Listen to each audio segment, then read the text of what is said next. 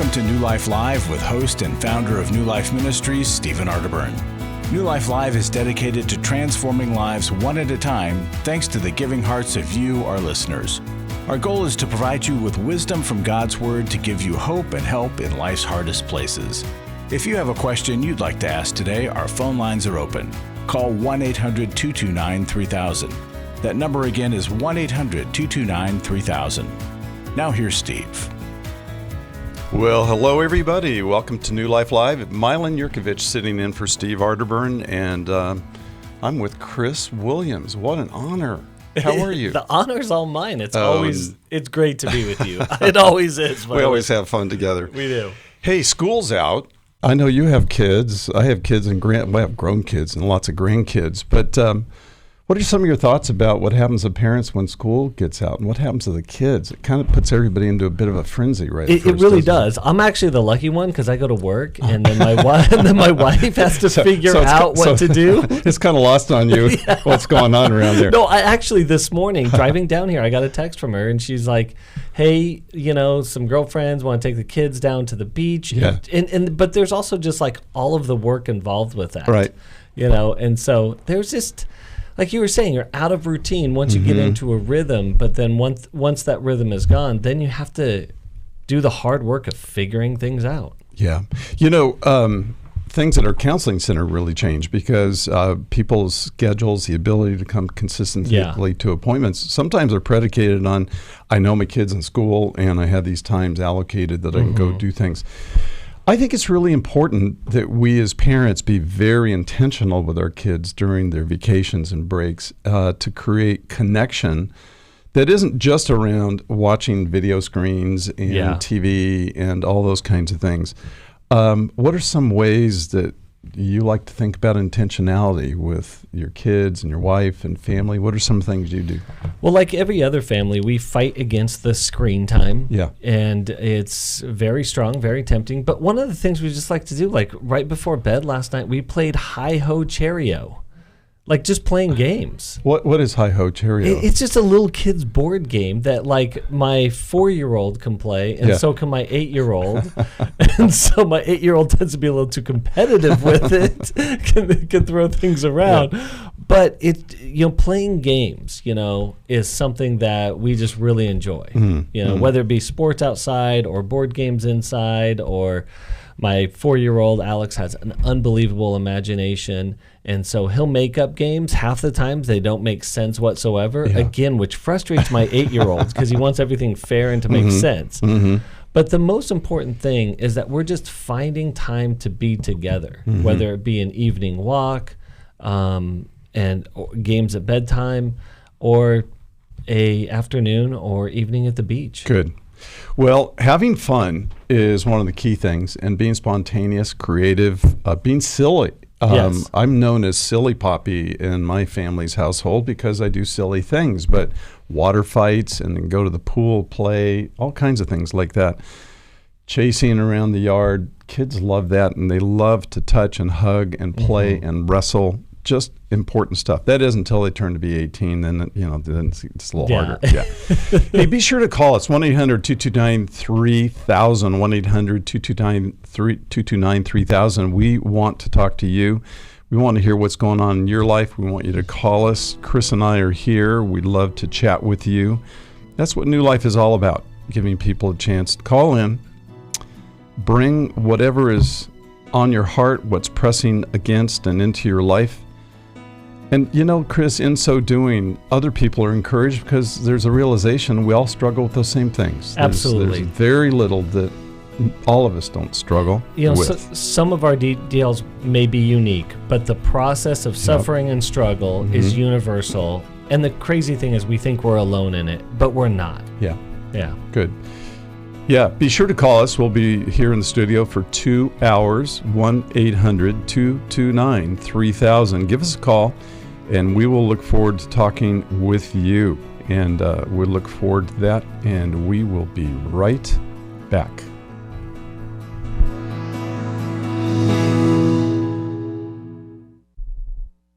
I feel blessed to have had this opportunity for my needs to be met, connecting with other women who are fighting the same fight, hoping for healthy marriages and growing closer to the Lord on their journey. My name is Shelly Martinkus, and I want to personally invite you to the Restore Workshop.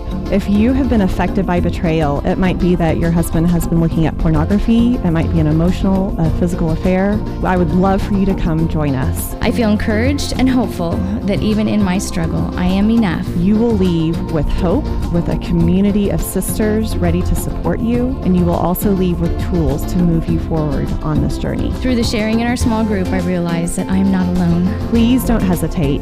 Pick up the phone, call 1-800-NEW-LIFE. I would love to see you there. The Restore Workshop is coming to Dallas, Texas, July 19th to the 21st. Call 1-800-NEW-LIFE to find out more. That's 1-800-639-5433 or online at newlife.com.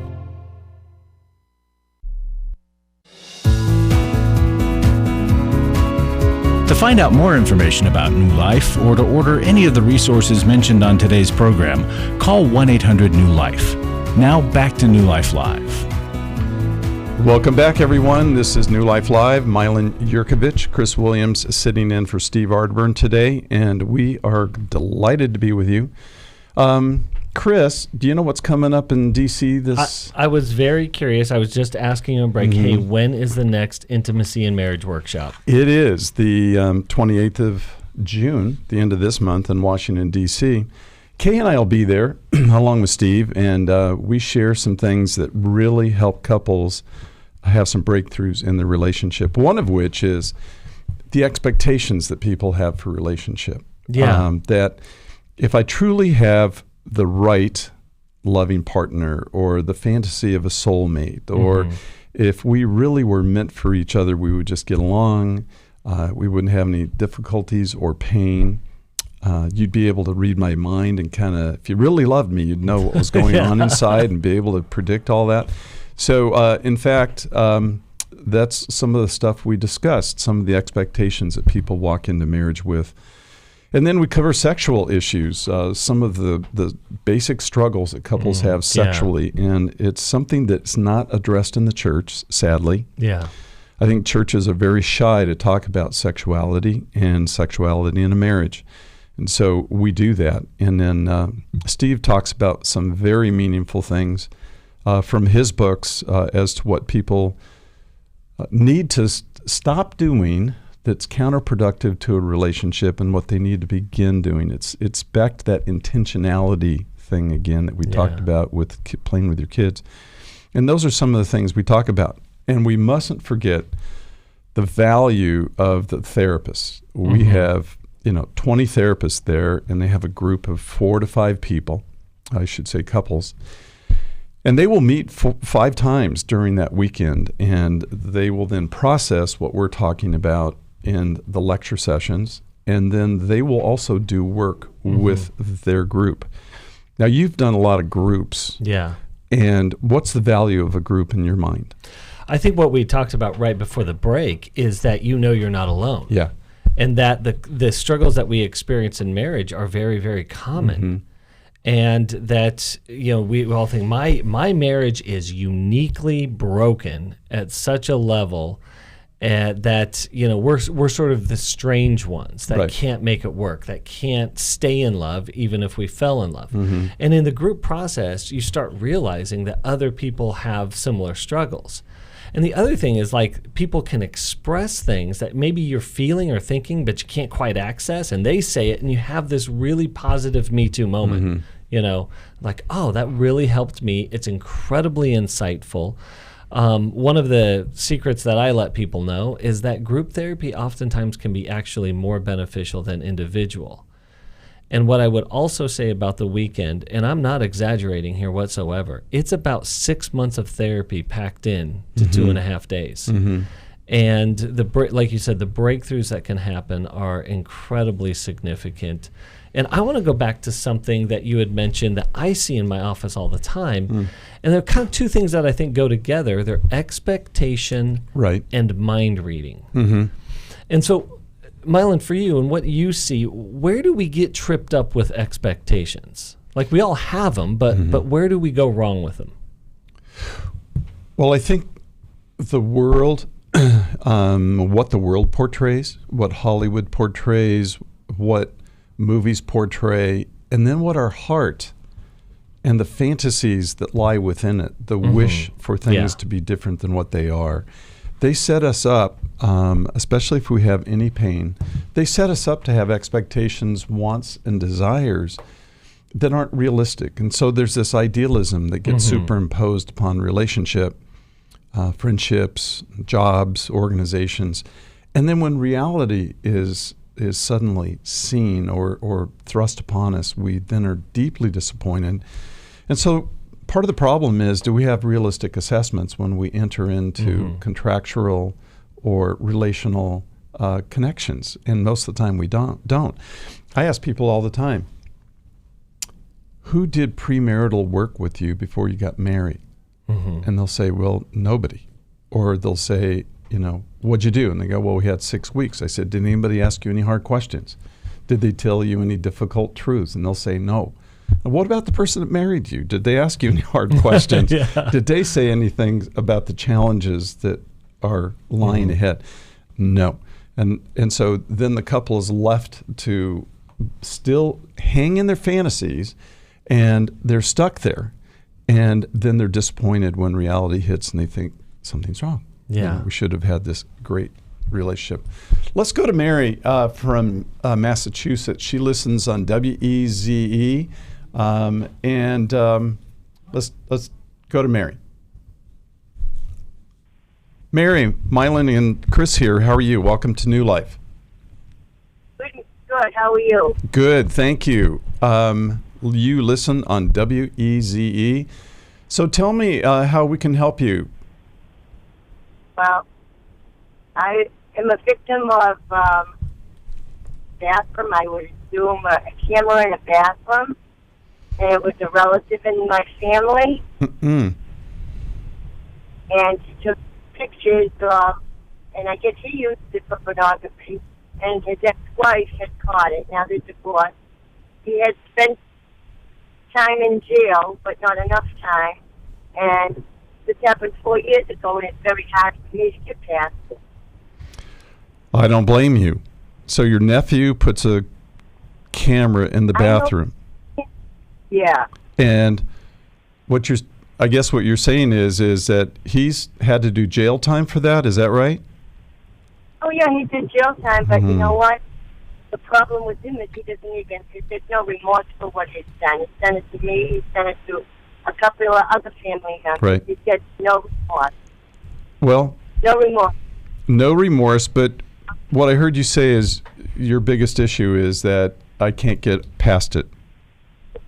No. Okay. I know you're supposed to forgive, but how can I forgive that? Okay. How can I forgive that? Well, there's two. Sick. Mary, there's two things here. One is forgiving and what that means. But the other thing is that you were traumatized by that event. And it's hard to get it terribly, yes. And it's hard to get over traumas. And we have a trauma expert here sitting with me. And Chris, what would you say about getting over traumas? They're very hard. Yeah, one of the most infuriating things about trauma, the sin that has been done unto us, is that we can't. We want fairness, we want justice, but we can't find it. Right. But what we actually need is healing. And, in the Gospel of Luke, I see a pattern of Jesus' power over and over and over again, and it's that the power of Jesus or the kingdom of God comes constantly with healing and forgiveness, those two things coming together. I think first and foremost, Mary, it's that the boundaries around the behavior need to be very strong. You need to be back in a place of safety and protection. In your home and other people's home, especially in the privacy of something like a bathroom. And so making sure that Yes, I don't go anywhere near that family. Okay. No more. Good. Yeah. And so, but what happens is that the root of that pain turns into or produces a bitter fruit. And so going into the hurt, there's a lot of anger there, but you need to address the hurt that's underneath that, the fear that's underneath that, working that out, I would suggest, in counseling. And so trying to forgive without healing is darn near impossible. Yeah. And so I think that the first thing isn't forgiving. The first thing is to begin in a healing process with someone who can walk you through the impact of that event and get you on the other side. And as you go through that, not once you go through it, then you continue to work the process of forgiving, which starts with letting this person go. Yeah. You know, Mary, are you in any kind of a trauma support or a grief support group? What kind of a support do you have around you as a person, Mary? No one. Okay. Friends.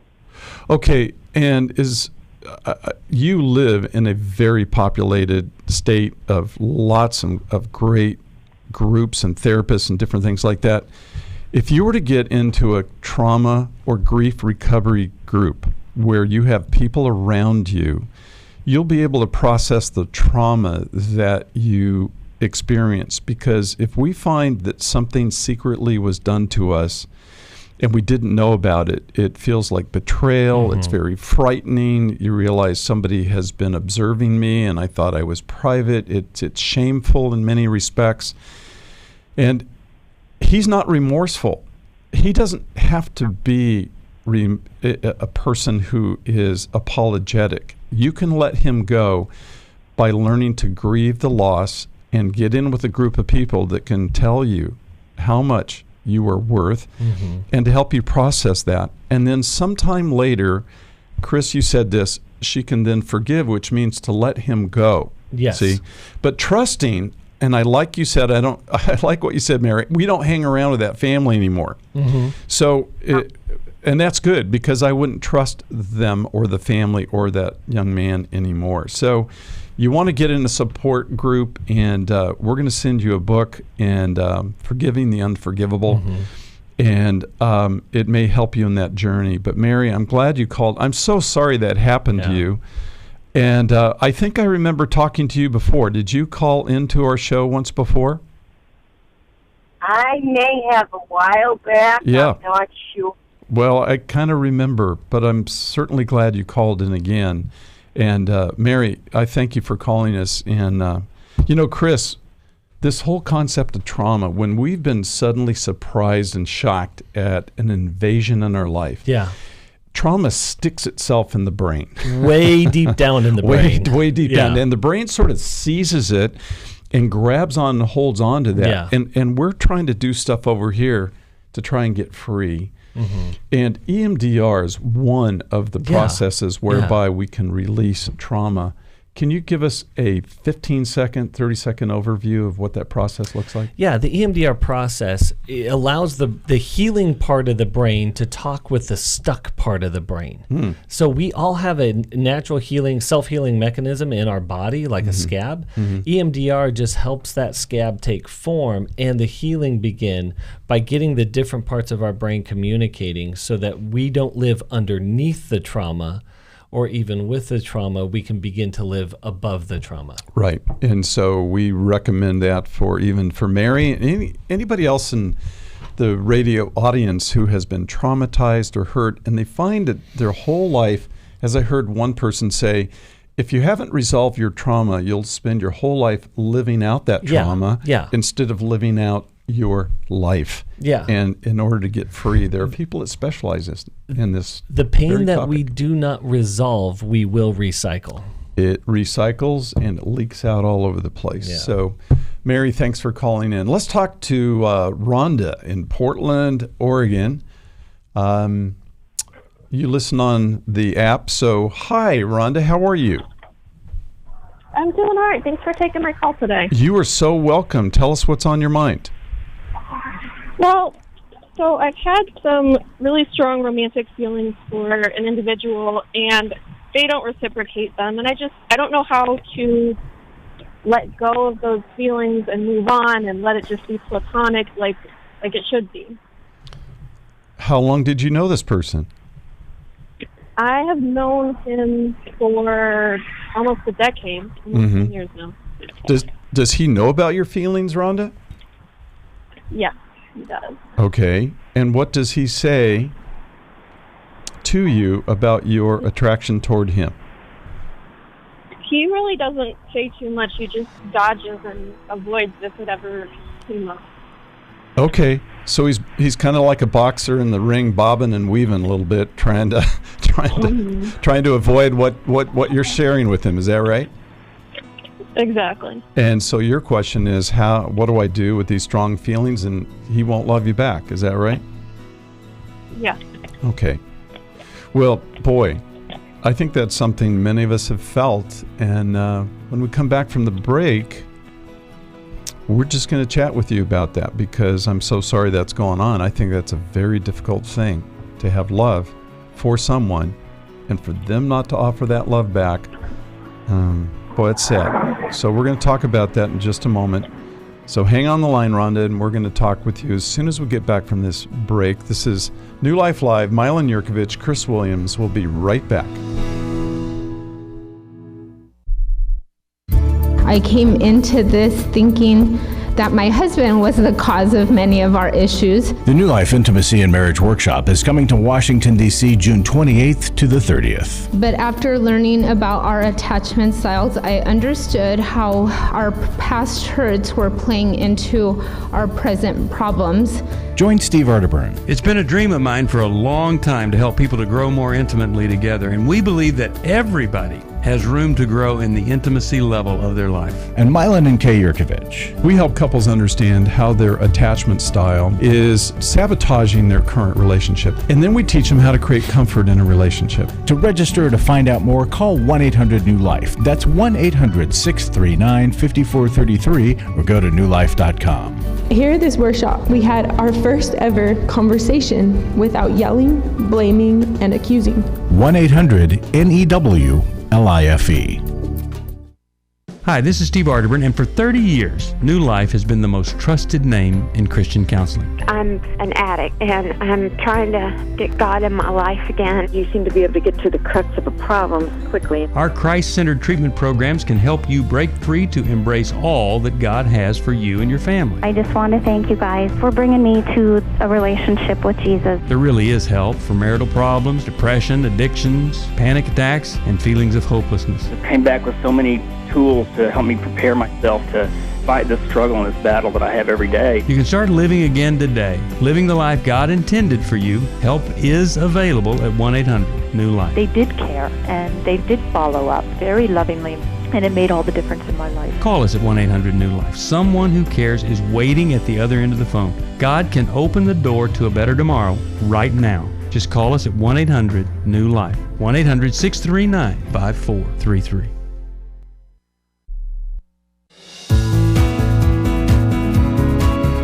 We'd love to hear from you. If you have a question or a comment, call toll-free 1-800-229-3000. Now back to New Life Live. Welcome back. Milan Yerkovich with Chris Williams sitting in for Steve Arterburn, and welcome back to New Life Live. You know, let's go right back to Rhonda, and Rhonda is talking about the fact that she's been, I'll say it differently, she's been in love with a guy for 15 years, and she's known him for that length of time. And she's told him, he's kind of bobbing and weaving, trying to avoid it. And she's frustrated and saddened, I'm sure, that he won't love her back. What are thoughts you have there to Rhonda? Yeah, so Rhonda, I have a question for you. What desire or need do you have inside of you that you believe this guy is going to meet, or that this guy is going to fulfill? Well, you know, just I guess the whole, I've been single for a while, and it's not really something that I like. I know that I really like this guy, and I feel I can see a future with him, and just I would really like to see that future come to fruition. But. Well, what I hear underneath that is loneliness. Mm-hmm. Is that you have a need for relationship, you have a need for connection. Mm-hmm. And yet what we're kind of seeing underneath the surface here is that this guy is emotionally unavailable. At least in a romantic sense, I would agree with that. We're good friends. Yeah. And I just need to get past this expectation that I have that's never gonna, it seems like, happen. Yeah. Do you have a good support system? You have good friends, good people that come around you that you can get coffee with, hang out with, get dinner with? Yes. Okay, good. Good. So, Rhonda, what happened to your first marriage? It didn't work out. The guy that I was with, I feel like, was just manipulative and just not a healthy person for either of us to be in a relationship with each other. How long were you with him? We were together for about 6 years. And tell me about your relationship with your own father. It wasn't very strong when we were younger, but as we both aged and grown, it's gotten a lot better. Good. But it's still not, a close, tight relationship, but we're getting there. Well, it might be improving, but what you're telling me is there is, I'm going to put these in slightly different terms, but tell me if you agree with this. I would bet that inside you there is a longing to have someone really love me and be close to me. And you've probably felt that for many, many years. I would agree with that. Okay. And so this kind of goes back to what Chris was saying a few minutes ago. What am I trying to create here? What are my expectations? What are my hopes here in this relationship? And I love what you said about your first marriage. It wasn't healthy. We were together 6 years. And it's amazing how long we can stay with someone in an unhealthy relationship. Okay? But what you're telling me is I'm seeking a relationship and a longing for closeness. And yet, and I would have to say to you, that's really important to pursue. It's really important to find someone that can be close to you, but it sounds like your first husband wasn't healthy enough to do that. And it sounds like this friend of yours isn't emotionally available to provide that. And when you say, I think we could have a great future together, Rhonda, what you're telling me is there's a dream inside of you which is fostered by that longing. I know this could be a great thing. And sometimes that's called a fantasy. And I think one of the things you may want to do is stop and ask yourself, how much time am I spending in a fantasy of imagining this man being what I long for a man to be? And that's the deception in the whole thing right here. And even though your friend is a really nice guy, and I'm glad you have a good friend, he doesn't sound like he would provide for you the closeness that you're actually longing for.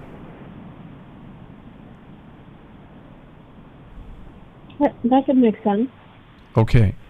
So what I would recommend... something that I want to be true, but it definitely, I could see it. Yeah, it doesn't... Yeah, we want things to be true, but it doesn't mean they will. And part of that closeness is Rhonda, here, you want to be desired. Oh, yeah. You want to be pursued and desired, and this guy is not showing you that he desires and pursues you in that way that you need. And that sort of breaks that fantasy. Right. Yeah. So, Rhonda, I'm going to recommend something for you, and this may sound a little counterintuitive, but I know in the Portland, Oregon area, there's people up there that study attachment and bonding and attachment research, and therapists who specialize in attachment work. I'm going to send you a copy of our book, How We Love, and encourage you to find a therapist in the area so that you can actually meet and work through and process your history. I'm glad you have a relationship with your dad now and it's growing, but for a little tiny girl and a young girl in grade school, that can create a powerful longing to create something that can get them into relationships that don't work really well. We'll be right back after the break. For Most of my life I've been dealing with an opiate addiction. Why is opioid addiction quickly becoming one of our nation's biggest killers? Maybe it's because it isn't only those who are addicted who are in denial. We did what I see so many parents do, is it can't be an addiction. There's something medically wrong. It's impossible to solve a problem when you don't know what you're up against, and families will try to find any explanation except the one that will put them on the right path. Alcoholism and drug addiction is a family disease. It doesn't affect just the individual. If someone you love is abusing painkillers, know what you're up against. It's time to admit it's addiction and seek treatment. Call us today at 1-800-NEW-LIFE. We have Christ-centered partner treatment centers around the country. Call 1-800-639-5433 or visit us online at newlife.com. We just made a decision. We will do whatever it takes. 1-800-NEW-LIFE. Hi, this is Steve Arterburn, and for 30 years, New Life has been the most trusted name in Christian counseling. Your ministry has saved my life. If you struggle with emotional hurt, family or marriage problems, the pit of depression, or the pain of addictions, we can help. I'm down 100 pounds now from what I was. You guys are awesome. You're a blessing to America. Our treatment programs provide clinically appropriate solutions from licensed professionals, all in a biblical framework. I have had problems with alcohol. I think God has ordained this place to be His. You don't have to be a prisoner of your pain. Help is available at 1-800-NEW-LIFE. She tells me that I'm a new man, and I feel like a new man. It worked for me, and it can work for them too. This time it is different. If you're ready to take the first step toward genuine spiritual and emotional healing, please call us today at 1-800-NEW-LIFE. God can open the door to a better tomorrow right now. Call 1-800-NEW-LIFE. That's 1-800-639-5433.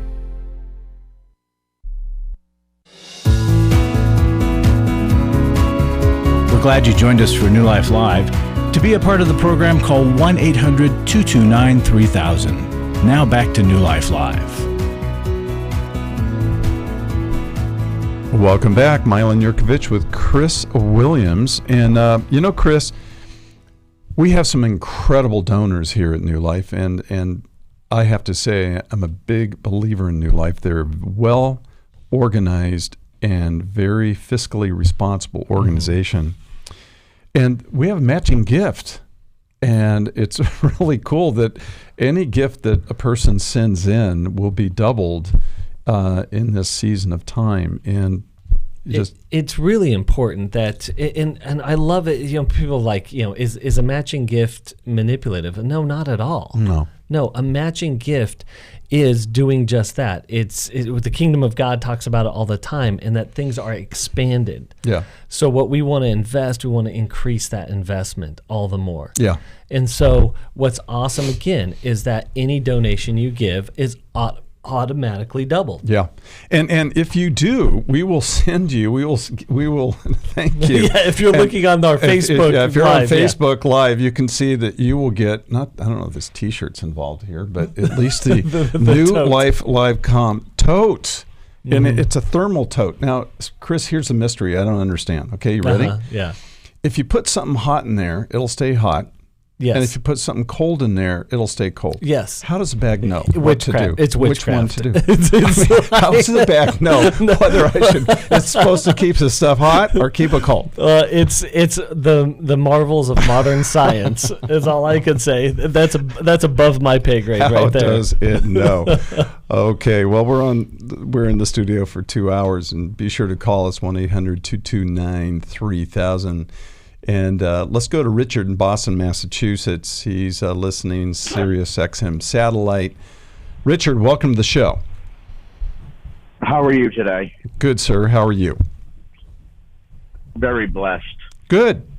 Talk to us. You called us. Okay. Yes. Here's my situation. Okay. I'm with my wife, Shirley, and she was married before. But she left him because he was controlling, selfish, macho, abusive, both emotionally and physically. And I find out about 2 months ago, April 24th, to be exact. Then he got in touch with her, and he's saying, "Oh, I want you back." And she tells me, okay, we don't keep secrets. I was like, okay, why? Well, because he says he's changed. I said, well, has this happened before in the past? Well, the first time I had him leave, and he was gone for 4 months, and he came back and he told me he changed. And I said, then what happened? It started all over again 2 or 3 months later. Sure. And I said, and you keep this cycle going. She says, well, because, I don't know why. Mm-hmm. So we pray, okay? The one thing her and I have completely 100% in common is Jesus Christ is our Lord and Savior, okay? We pray all the time. I go to work. I drive a truck. When I stop for lunch, I send her a prayer over the phone. I send her prayers in the evening. So, Richard, tell me how we can help you with this difficult problem. How can we help you? With this, I've prayed and prayed and prayed, and I don't know how to put it in any type of perspective because I don't understand why somebody would say, oh, he wants me back. Oh, I'm thinking about it. How do you know what he's done over and over? But, Richard, there is another issue here, too. It hurts you deeply that someone would want to leave you and go back to that. Right. I'm so sorry. Why? Why? It's a fabulous question, and it doesn't make sense. But let's see what we can do. Richard, let's bring her to God. I know. Richard, give us a chance to just talk about this for a second with you. And we're so sorry. We really get it. But Chris, I know you have some thoughts on this. Yeah, Richard, you're going to double down in your efforts to try to understand and stop her from doing this. And I just want you to know, I'm going to say this is not hopeless by any stretch of the imagination. There's a lot of hope, but you need to understand something. She carries a level of pain inside of her that has been going on long before she even knew your name. Or his. The first husband's name. Exactly. And she is right now, because she's not touching that pain inside of her, and she hasn't, she's powerless against it. It decides for her. It thinks for her. It even desires for her. And so if she's powerless against it, how much more powerless are you? And so one of the first things that I want you to be able to do, Richard, is I want you to be able to, and this is really, really hard work, but unhook your worth from her behavior. Her behavior has nothing to do with whether you're a good husband or a poor husband, whether you're a great guy or a bad guy. This behavior has everything to do with the pain that she hasn't addressed in her own life that is recycling itself in her relationships. And so I think that she needs, what she could really use right now is your strength. And your strength doesn't look like rescuing her. Your strength looks like really strong boundaries with really firm help. Meaning that, no, you are not married to him. You're married to me. And so as my wife, I really do require you to cut off communication with him because he's unhealthy for you, and he's definitely unhealthy for the relationship. And I desire that we get into some couples counseling and some couples work so we can work on really growing and firming up our bond, and hopefully she can get into a healing process. Richard, you said a couple of really great things. One is that you're praying for her and sending her Bible verses and prayers and things like that. And, the Bible tells us to cover absolutely everything we do in prayer, to bathe it in prayer. But you also used, and so never stop the prayers, okay? But then you also used another word. You used the word cycle. She cycles through in a repetitive pattern. And Chris, you said something that I think is significant here. And Richard, your wife probably started that cycle when she was a little girl. She probably had a parent that was in and out, a parent that was with her and then would leave and then come back and apologize. She had somewhere in her history, she had this cycle that has familiarity to it. And so whether she's not making the conscious decisions to follow this cycle, but as Chris said, this cycle is controlling her. It is the driving force, the animating force inside of her. And you know how the Bible says, train up a child in the way which he or she should go, and when they're old, they won't depart from that. Yeah.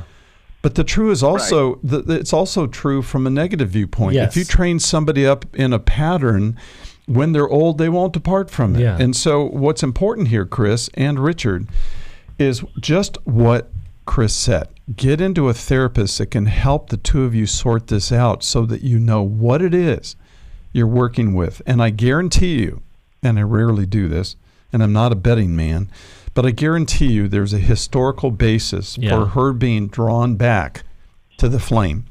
And we want you to find that. So we're going to send you a book that Steve Arterburn wrote on... Changes That Heal? Yes, Changes That Heal. That's the word I was looking for. There you go. Yeah. And that book talks about the very things we need to do to choose to get unstuck. And intimacy and marriage workshops coming there to the East Coast as well. Yes.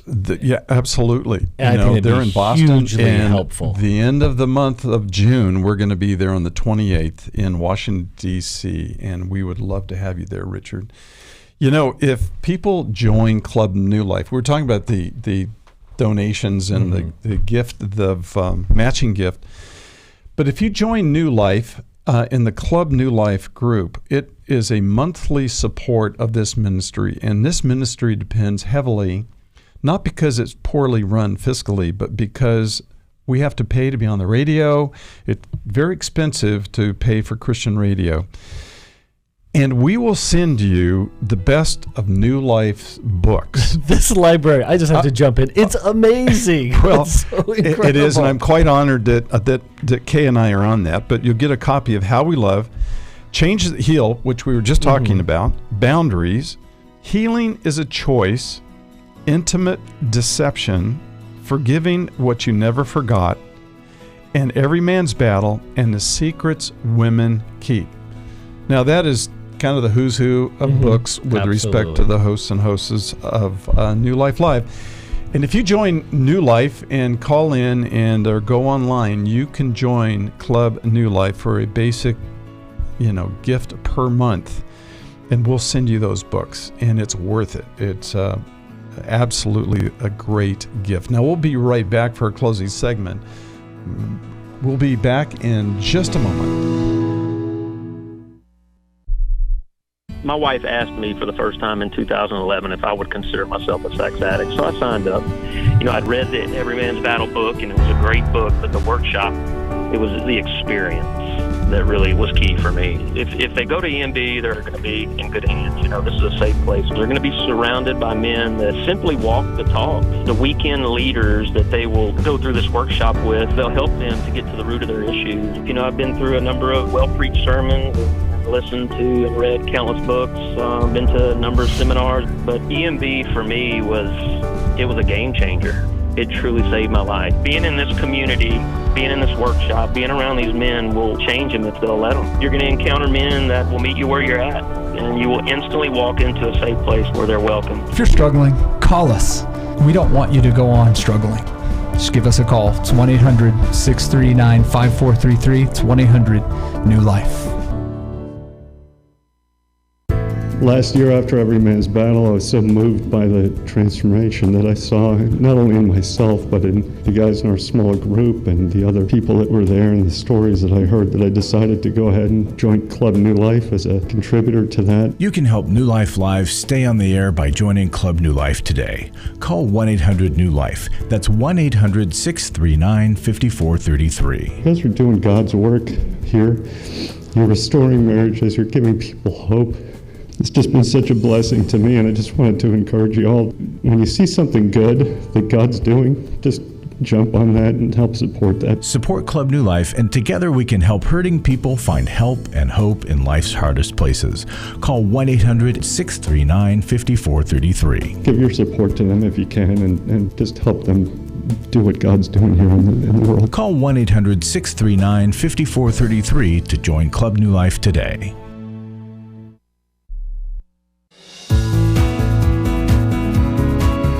To find out more information about New Life or to order any of the resources mentioned on today's program, call 1-800-NEW-LIFE. Now back to New Life Live.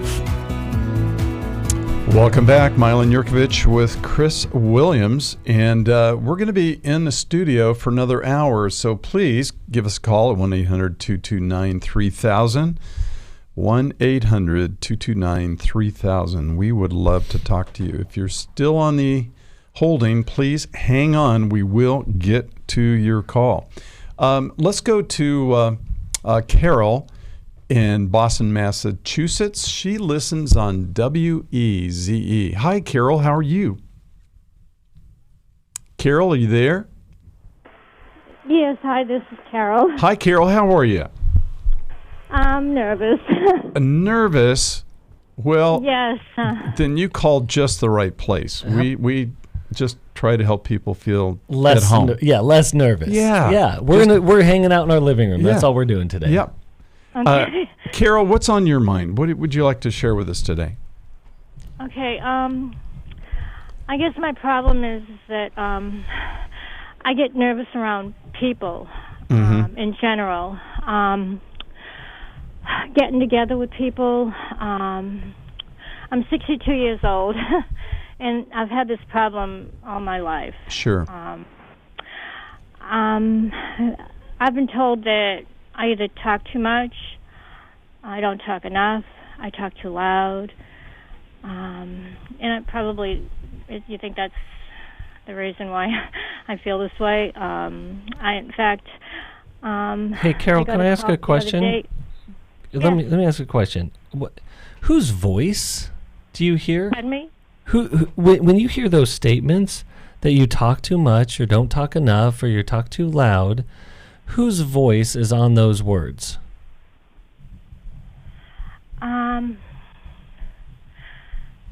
Probably my mom. Yeah. My grandmother. Your mom and your grandmother. Yeah. And my husband has told me that. And your husband, yeah. So. Yeah, he tells me that a lot. Well, what did you hear from your mom and grandma? What did they tell you about how you show up to a relationship or how you show up to the world in conversation? I was always very shy and quiet. My mother, she used to talk loud. So maybe I got it from her. And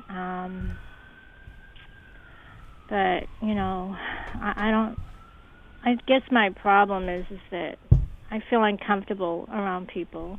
And where, this is a little bit different question, but where in your body do you carry that discomfort? My stomach.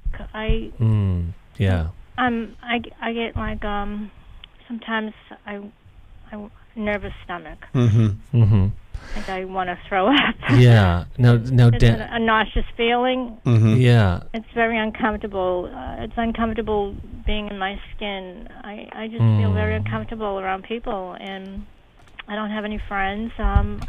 I got a phone call the other day from a very nice woman to get together for coffee, and I'm actually nervous about getting together with her. Yeah. You know what I mean? And Carol, in your stomach, down in that in that gut part of you, I want you to fill in the blank of this statement. People are what?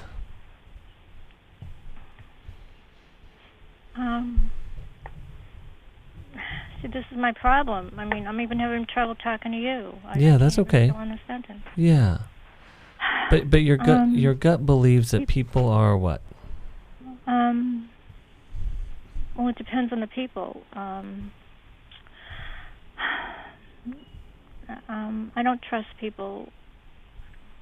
I guess because I'm afraid people will what? Misinterpret me if I say, I'm afraid that I might say the wrong words, or they might talk about me behind my back. Yeah. So people will misunderstand you. They won't get you. They'll even judge you or criticize you. Absolutely. So people, a lot of that. People must be scary. Okay. Yes, I'm scared of people. Yeah. Okay. Well, that's good. That's it. And let me just say that it's reasonable if you experienced people criticizing you just for having a conversation or talking. If that you were misunderstood, you weren't seen and heard as a kid, and you had to carry yourself around inside of you without anyone to connect with, that's really scary. That's a terrifying place to be. It is. I agree. Carol, yes. This scary place that you find yourself at, you felt that for a long, long time, haven't you? Yes, ever since I was a child. Right. I've always kept to myself. I wasn't the type of person that would go up to anyone and say, you want to play with me. I always waited for someone to come to me. Okay, so I feel that way today. But there's two things here. One is it's very possible you're an introvert, which is a person who is an observer, and you're not likely to put your hand out and talk to people. But readily. You can have a few high-quality friendships, and that's one of the things that's true about an introvert. But additionally, you are not the one that has social anxiety or feels socially awkward. Your family somehow put that into you. Your family put a message in, and it's not your message, it's your family's message. Mm-hmm. Okay. Well, that's really important because Chris asked that. Whose voices are these? And you said, my mother, my grandmother. And so really, Carol, you're not the one that has this set of feelings. I know you feel that, but you didn't put them there. It's not your fault. And so one of the things we also have to be able to do is we also have to ask ourselves, what messages do I want to carry forward from my family? What messages do I want to promote? And what are the ones that are worthy of my attention? And unfortunately, there's some poor messages that are still at the headline in your mind. And I just want you to know it's not your fault that you have this message in you. Mm-hmm. But because you can't help what older people imprint into you as a child, your brain is formed around their imprints. Secondly, though, you have to decide, as the Apostle Paul said, we need to put off the old man and put on the new man, which is being renewed. The way that happens, Carol, and this is going to sound a little counterintuitive, but the very thing you need is community. And so what I would suggest that you do is you get into a group that is focused around healing, trauma, grief. So trauma and grief groups where we're trying to put off and let go of this trauma where my family was constantly critical of me.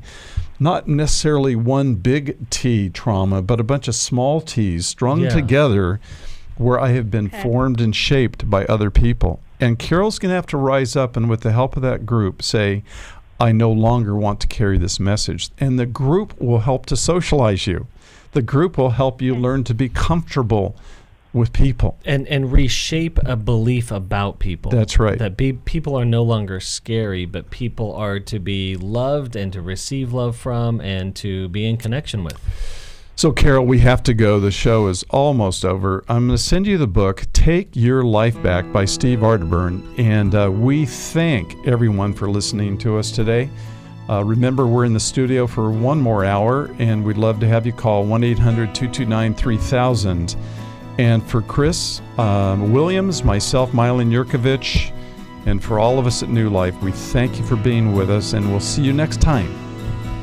Thanks for listening. We hope this program has helped you by giving you insights for handling the challenges you face in your life. We want you to know that we're here for you, but you also need to know that New Life Live is a listener-supported ministry. To make your donation or to get any of the resources mentioned on today's program, call 1-800-NEW-LIFE. That's 1-800-639-5433, or write to us at New Life Ministries, P.O. Box 1029, Lake Forest, California, 92609. Please join us again tomorrow for New Life Live.